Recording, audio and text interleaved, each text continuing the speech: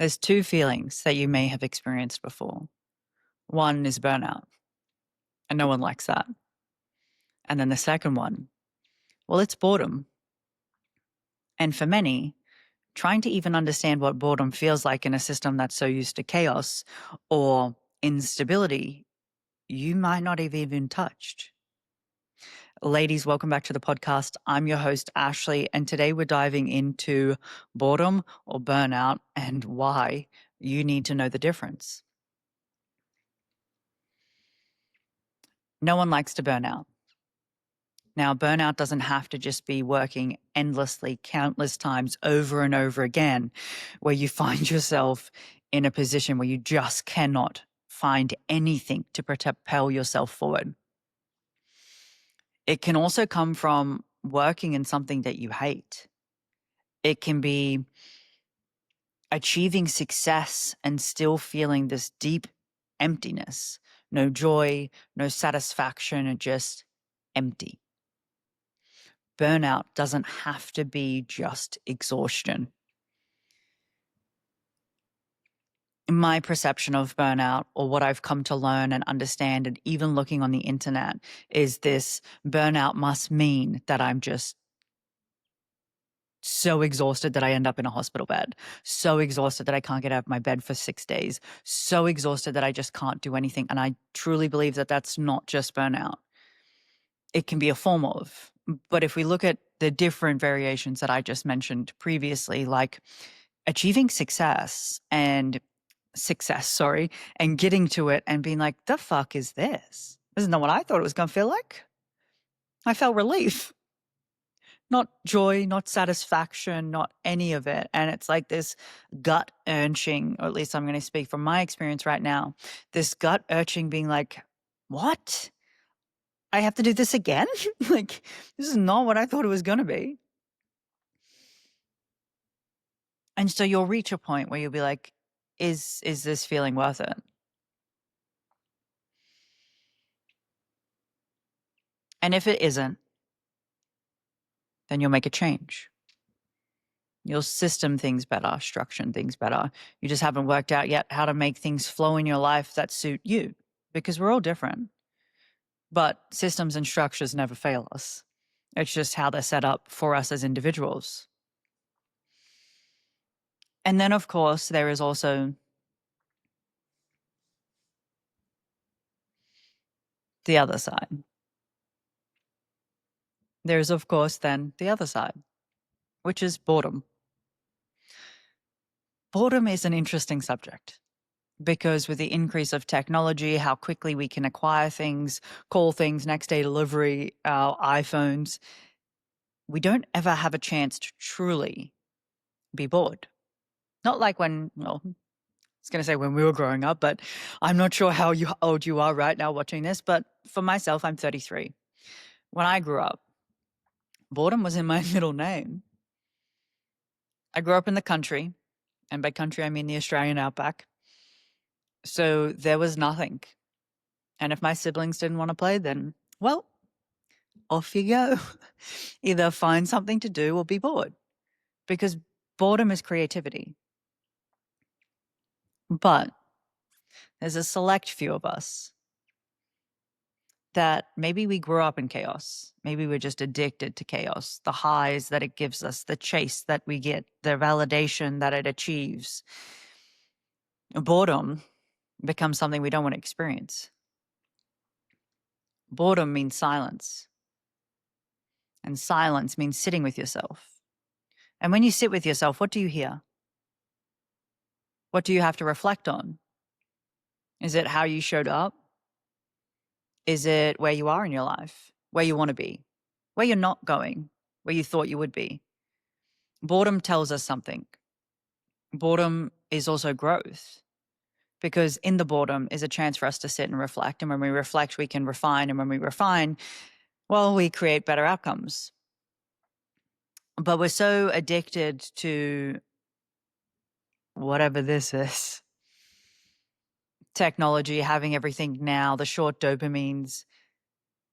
It's interesting to see how many people are actually just unaware of what boredom can do for them. So we label boredom as burnout, and that's not the case. Boredom means you just need to sit and chill the fuck out. At least that was for me. Boredom isn't a bad thing. Now, I think we get confused with, oh, I'm just going to go home and put on the TV and, I'll be fine. That's still not creating a stillness with yourself. You're still distracted. There's still something distracting you playing in the background because then you're never truly alone. Never truly alone with your thoughts, because if I was truly alone with my thoughts, then what? What would my thoughts tell me?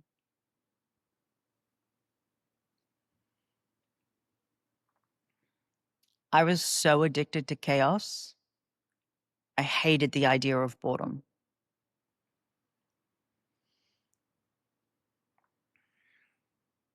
Growing up in the country, the outback, where you have these moments where you just sit in stillness, quiet, peaceful. You have to listen. I was always taught that if you could listen to the wind, you would always know which way to go. Turns out my dad was right. And then you come into somewhere like LA, Dubai, any major city, even Newport Beach, even though the beach is so close, the mountains, the everything, it's still chaotic.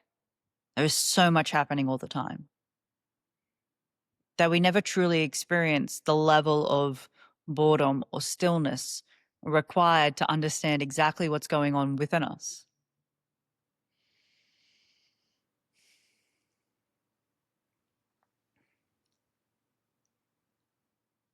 There's something profound that I've learned being in boredom. After I sold my gym and I traveled for a year and went and experienced, I essentially got to live with other people watching their lives because I was just an add-in for a short period of time. And it was the most interesting thing to watch because I'm watching the boring and the mundane, something to me that I was like, this sounds like death. But as I was watching it and watching people curate and create these deep, meaningful bonds with people around them, or deep, meaningful impact on their lives if they live by themselves, or deep inner peace that their life meant to them, I realized that boredom was the key to all of it. That boredom was no longer this profound, oh, I don't want that. It was like, no, I want that. How do I have it? How do I have what they have? How can I get myself used to the idea that boredom will be the thing that gives us this? So I want you to ask yourself these questions. If you're like watching this and you're like, oh my fucking God, Ashley, like I get what you're saying. I hear you about the boredom, but I'm running on empty over here and I just need a fucking minute. I get you. You might be a mum watching this and I cannot relate to you. And I'm not even going to try. The most experience that I've had being in proximity would be my mum. And that woman raised 5 children, all before the age of 30. And I still will never understand how she did it. She ran a household and a business. Will not understand this day how she did it.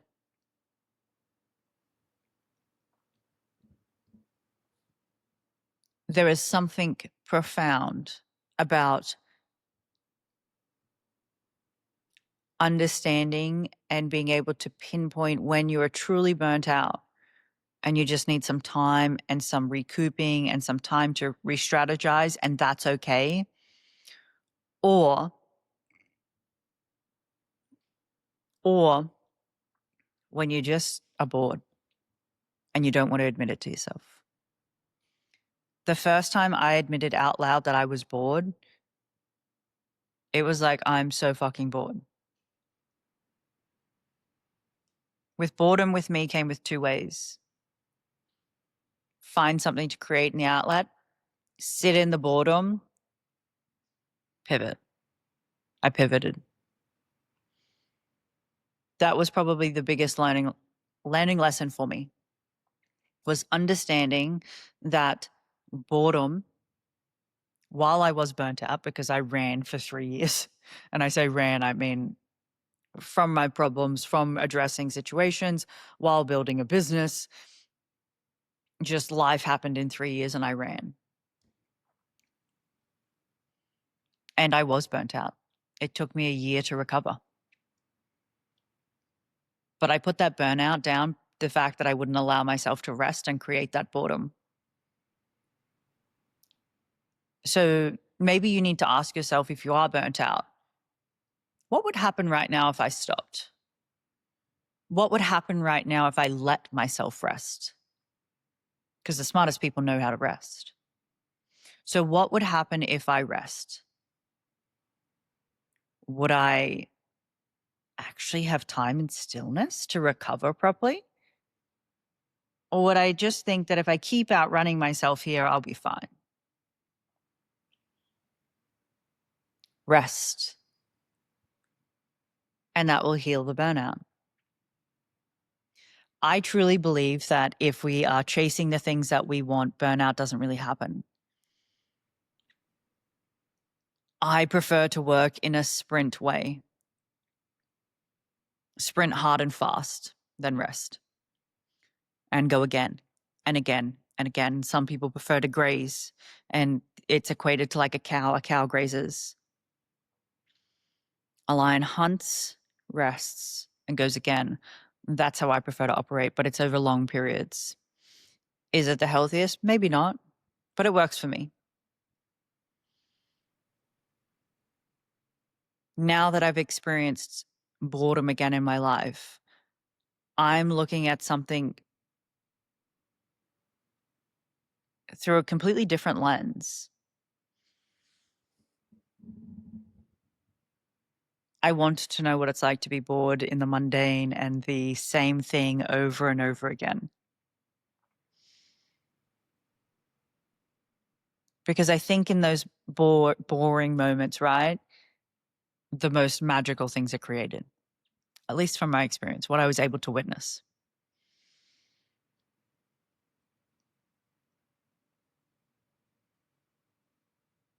Your burnout can be real. I also believe that burnout is created from not wanting to rest. And if you're not wanting to rest, you need to ask yourself why. Do you believe that you're not entitled to it, that you don't deserve it, that you shouldn't have it, that you can push through? You need to ask yourself those questions and then own whatever comes up. And then ask yourself, is this how I want to keep going? And if the answer is no, then something has to change. If in that moment you know that it's a no and you loop again, you made that choice.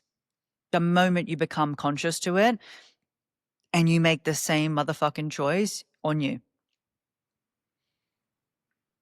We all have things that we operate unconsciously from, like preaching to the choir. I operated unconsciously for maybe like a solid, I don't know how long, because I didn't want to stop and rest, because I didn't want to reflect, because I didn't want to accept things about myself.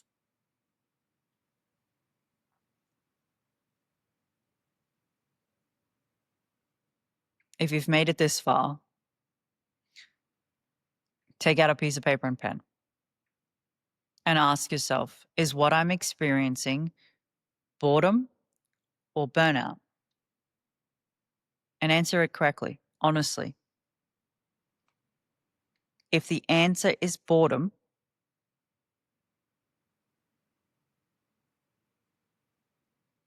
ask yourself, what is the boredom trying to teach me? How could I use this boredom for creativity? How could I use this boredom to get to know myself more, to get to know other people around me? If it's burnout, ask where the burnout's coming from. Is it because you pushed too hard for too long?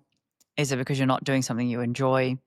Is it because you're just hitting milestone after milestone and it's not generating anything internally for you? Or is it because you just didn't rest? because the idea of boredom terrified you so much. I know which one I was. As you go through and do all these things, like, there's literally nothing to be ashamed about. If shame does appear, that's okay. Address it. Admit that it's there. Shame means that we showed up in a way that not okay, not integrity, not whatever. And if you're willing to admit that, you will learn a lesson far greater than other people. Everyone wants to be perfect. Nobody wants to admit their flaws or where they've downfalled or anything like that. It's okay to admit it, but then do better. If you need help, if you need guidance, if you're like, Ashley, I'm in this fucking loop of achieving and I can't reach where I want to go. I need better systems and structures. I need to understand myself more. I want to change or pivot or go a different direction, but I'm just so in my head. Let's schedule a call. The link's below. Let's chat because I would love to help you. Until next time, ladies, thank you so much. And I look forward to seeing you all in the next one.